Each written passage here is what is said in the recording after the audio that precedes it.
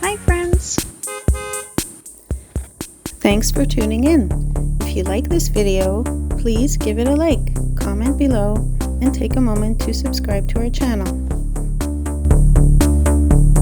Labelle, Quebec, is a charming town located in the heart of the Laurentians, about 150 kilometers north of Montreal. This picturesque community is nestled between stunning mountains and lakes, offering visitors a peaceful escape into nature.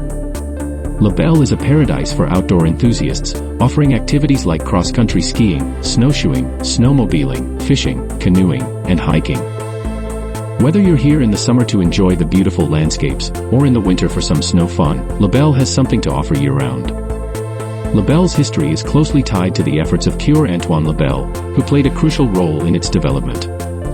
In the late 1800s, many French Canadians were leaving Quebec for the United States, and Labelle worked tirelessly to encourage families to move north and settle in this region.